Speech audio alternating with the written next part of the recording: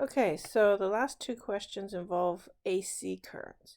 So for AC currents, we're going to use the equations that we have over here on the right. I don't know why we've got a little bit of a number missing. It should be a root 2. Okay, so an AC generator produces a peak voltage of 45 volts. So remember, for an AC signal, we have something that goes like this, where the maximum values are V0 and minus V0, or I0 minus I0 if I'm looking at the current. So the peak voltage, V0 or Vmax, is equal to 45 volts. And I want to know what's the RMS voltage. All right, so RMS voltage is VRMS. So I'm just going to use that equation there that tells me VRMS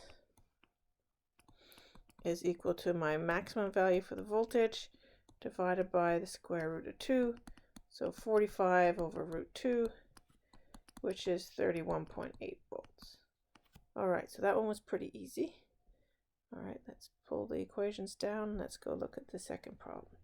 So I have a 75 watt light bulb, and I have 75 in quotes there because it's going to be the average power. It uses an average power of 75 watts.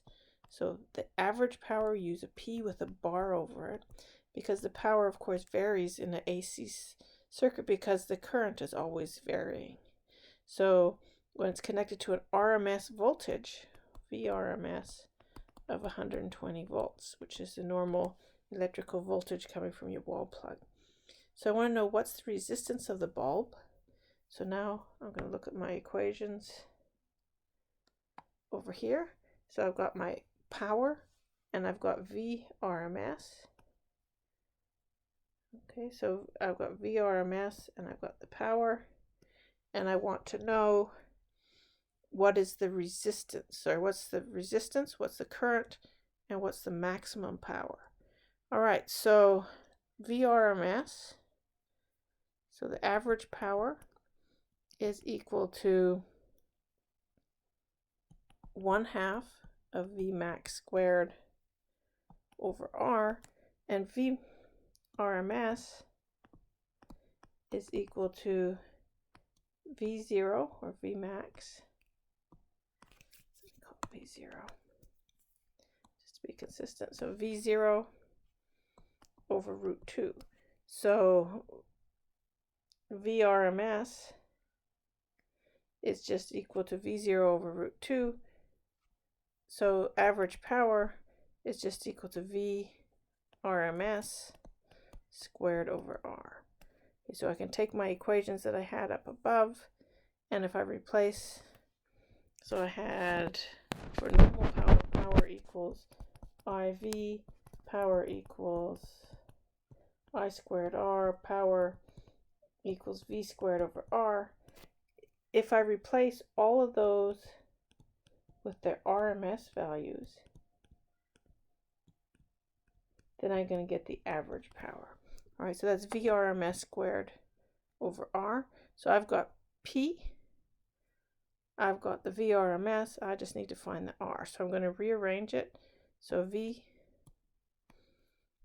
to get the R. So R is going to be equal to VRMS squared divided by the average power. So 120 squared divided by 75. And I get 192 ohms.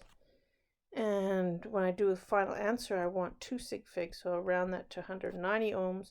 But again, remember, I'm going to take all the sig figs to throw into the next calculation. All right, so I've got to know now what's the resistance of the light bulb, what's the maximum current in the bulb. So what's I0 is what it's asking for part B. All right, so I want to know I0, and I've got the power. Go to blue so you can see what I'm doing. So I'm going to go over. I've got the power, and I've got R, and I want to find I0. So the average power is equal to 1/2 I0 squared times R. I've got the average power, I've got R, I want to find I0. So let's rearrange this. So I'm going to take everything except the I0 over to the one side. So multiply by 2 and divide by r. So I0 squared is equal to 2 times average power over r.